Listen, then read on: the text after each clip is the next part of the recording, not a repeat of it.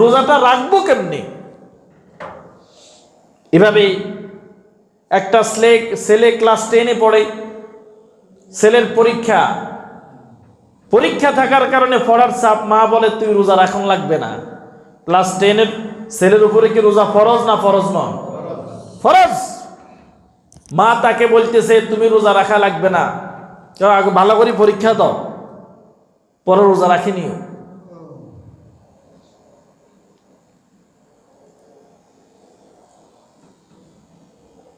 যখন আপনার সন্তানের উপরে রোজা ফরজ হবে, শরীয়ত প্রবর্তিত হবে, তার রোজা রাখার মতো বয়স হবে,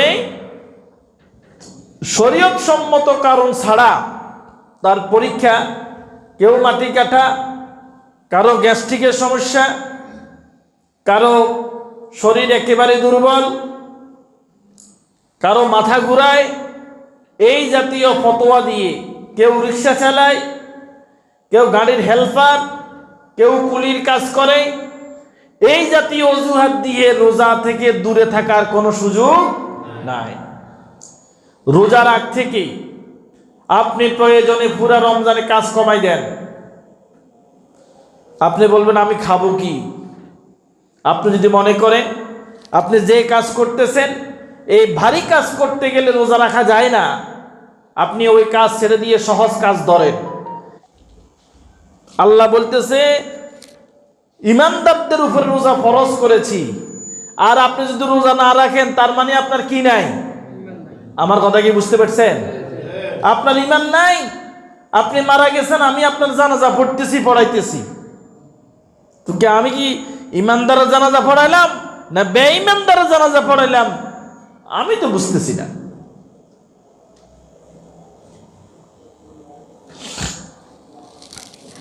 এ রোজা শুধুমাত্র আমাদের উপরে ফরজ করা হয় নাই, আমাদের পূর্বে যারা ছিল, বিশ্বনবী মুহাম্মদ রাসূলুল্লাহ সাল্লাল্লাহু আলাইহি ওয়াসাল্লামের উম্মতের আগে আরো অনেক নবীর উম্মতেরা ছিল, অনেক জাতি ছিল। পৃথিবীর শুরু থেকে এই পর্যন্ত সমস্ত জাতির উপরে আল্লাহ রাব্বুল আলামিন রোজা ফরজ করেছিলেন, রোজা ফরজ ছিল। কোন নবীর উপরে, কোন জাতির উপরে আশুরার রোজাগুলি ফরজ ছিল, মুহররমের যে রোজা সেটা ফরজ ছিল।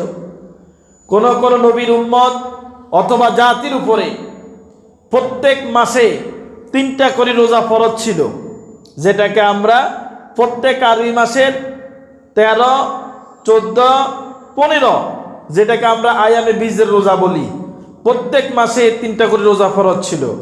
কিন্তু আল্লাহ রাব্বুল আলামিন উম্মতে মুহাম্মাদীকে এত বেশি পছন্দ করে, আল্লাহ রাব্বুল আলামিন উম্মতে মুহাম্মাদীকে সবচেয়ে বেশি ভালোবাসেন।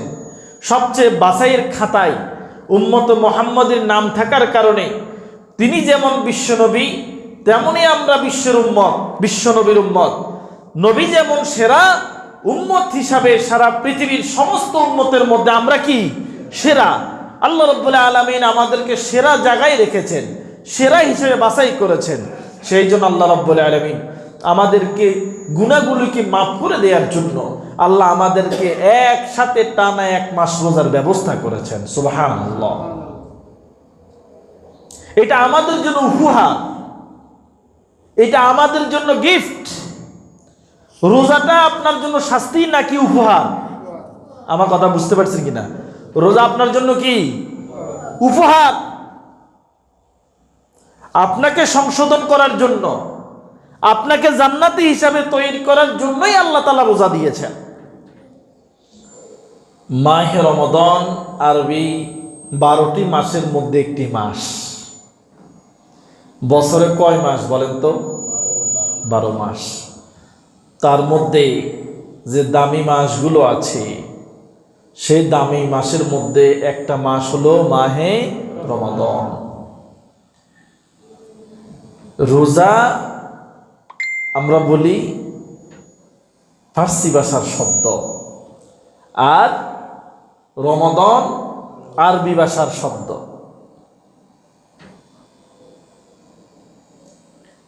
সুতরাং এই রোজা মানুষের গুনাহগুলিকে জ্বালিয়ে পুড়িয়ে ছাই করে দেয়, গুনাহগুলি আর রাখে না। রোজা যখন আসে তখন বান্দা যখন রোজা ঠিক মতে আদায় করে, রাসূল সাল্লাল্লাহু আলাইহি ওয়াসাল্লাম বলেছেন আল্লাহ রাব্বুল আলামিন তার সমস্ত গুনাহগুলিকে মাফ করে দেন। সুবহানাল্লাহ।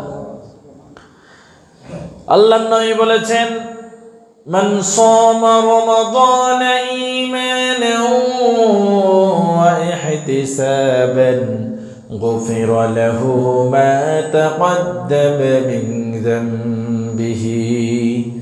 বিশ্বনবী বলেছেন আল্লাহর কোন বান্দা যদি মাহে রমাদান আসার পরে রমাদানের রোজাগুলি ঈমান ও ইহতিসাবের সাথে, ঈমানের সাথে যেভাবে আল্লাহ রোজা রাখতে বলেছেন ঠিক সেভাবে রোজা রাখে, আল্লাহ রাব্বুল আলামিন তার জীবনের সমস্ত অপরাধগুলি মাফ করে দেন। সুবহানাল্লাহ। এই রোজা আসার আগে আমাদের কিছু প্রস্তুতি নিতে হবে। রোজা আসার আগে আমাদের কিছু কি নিতে হবে? প্রস্তুতি নিতে হবে। রোজার গুরুত্বটা আমাদেরকে বুঝতে হবে। যদি আপনি মনে করেন রোজা অন্যান্য দিনের মতো একটা দিন, ইচ্ছা থাকলেও রোজা রাখলাম, শরীরে একটু ভালো লাগে না আজকে রোজাটা ছাড়ি দিলাম, এরকম করার কোনো সুযোগ কি আছে? না। আল্লাহ রাব্বুল আলামিন ঈমানদারদেরকে লক্ষ্য করে বলছেন ইয়া আইয়ুহাল্লাযীনা আমানু, হে ঈমানদাররা, কুতিবা আলাইকুমুস সিয়াম, তোমাদের উপরে রোজাকে ফরজ করা হয়েছে। তাহলে আল্লাহ কাদেরকে বলছেন? ঈমানদারদেরকে বলছেন। কাদেরকে বলছেন? আমরা কি ঈমানদার? আমরা কি সবাই ঈমানদার? জি, আমরা সবাই কি ঈমানদার? আমরা ঈমানদার। আল্লাহ আমাদেরকে বলেছেন মানুষ প্রথম ঈমান আনি ঈমানদার হয়, এরপরে মুসলমান হয়। আগে হয় ঈমানদার, আগে কি হয়? ঈমানদার হয়। ঈমানদার হওয়া সহজ, আপনি শুধু বিশ্বাস করলেই আপনি ঈমানদার। কিন্তু মুসলমান হওয়া কঠিন। আল্লাহ সমস্ত ঈমানদারদেরকে লক্ষ্য করে বলছেন কুতিবা আলাইকুমুস সিয়াম, তোমাদের উপর রোজাকে ফরজ করা হয়েছে। তার মানে যারা ঈমানদার নয় তাদের উপর রোজা ফরজ নয়। হিন্দুর উপরে কি রোজা ফরজ? খ্রিস্টানের উপরে না। বৌদ্ধর উপরে না। ইহুদিদের উপরে কি রোজা ফরজ? এক মাসের রোজা তাদের উপর ফরজ নয়। এবার আসেন আয়াতটাকে যদি একটু আপনি বিশ্লেষণ করেন, আপনি দেখবেন যারা সামর্থ্য থাকার পরেও রোজা রাখে না, তার মানে তারা ঈমানদার নয়। তারা কি নয়? ঈমানদার নয়। এখন একটা লোক, এক সময় আমরা দেখতাম প্রত্যেক মসজিদের রোজা কমিটি হইতো। কি কমিটি? রোজা কমিটি। আপনারা দেখছেন নি এগুলো? আপনাদের ছোটকালে দেখতেন, আমরাও দেখেছি, এখনো অনেক জায়গায় আছে। রমজান কমিটি হয়। এই এলাকায় যদি কেউ রোজা না রাখে, হোটেলের মধ্যে ঝা ফালাই দিয়ে কেউ যদি কিছু খাওয়ার চেষ্টা করে, তখন তাকে ধরে নিয়ে আসা হয়। যুবকদেরকে দায়িত্ব দেওয়া হইতো, মুরব্বীরা বসে বিচার করত। এখন অবস্থা এমন হলো প্রত্যেক সমাজে রোজাদারের চেয়ে বেরোজগারির সংখ্যা বেশি। আমার কথাটা কি বুঝতে পেরেছেন? রোজাদারের চেয়ে বেরোজগারির সংখ্যা বেশি। কে কার বিচার করবে? কেউ তো কাউকে মানেই না। রিক্সার ড্রাইভারকে যদি জিজ্ঞেস করেন কেন রোজা রাখো না, ভাই এই গরমের দিন সারাদিন রিক্সা চালাইতে হয়, রোজা রাখা কত কষ্ট আপনি কেমনে বুঝবেন? যে মাটি কাটে তাকে যদি আপনি বলেন, সে বলে ভাই সকাল থেকে শুরু করে দুপুর পর্যন্ত মাটি কাটতে হয়, আপনি কেমনে বুঝবেন যে মাটি কাটা কত কষ্ট? রোজাটা রাখবো কেমনে? এভাবে একটা ছেলে ক্লাস 10-এ পড়ে, ছেলের পরীক্ষা থাকার কারণে পড়ার চাপ, মা বলে তুই রোজা রাখন লাগবে না। ক্লাস 10-এর ছেলের উপরে কি রোজা ফরজ না ফরজ নয়? ফরজ। মা তাকে বলতেছে তুমি রোজা রাখা লাগবে না, আগে ভালো করে পরীক্ষা দাও, পরে রোজা রাখিনি।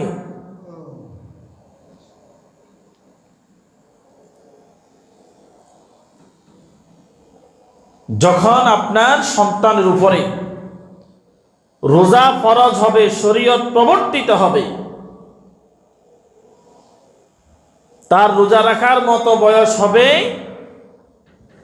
শরীয়ত সম্মত কারণ ছাড়া তার পরীক্ষা, কেউ মাটি কাটা, কারো গ্যাস্ট্রিকের সমস্যা, কারো শরীর একেবারে দুর্বল, কারো মাথা ঘুরায়, এই জাতীয় ফতোয়া দিয়ে কেউ রিক্সা চালায়, কেউ গাড়ির হেল্পার, কেউ কুলির কাজ করে, এই জাতীয় অজুহাত দিয়ে রোজা থেকে দূরে থাকার কোনো সুযোগ নাই।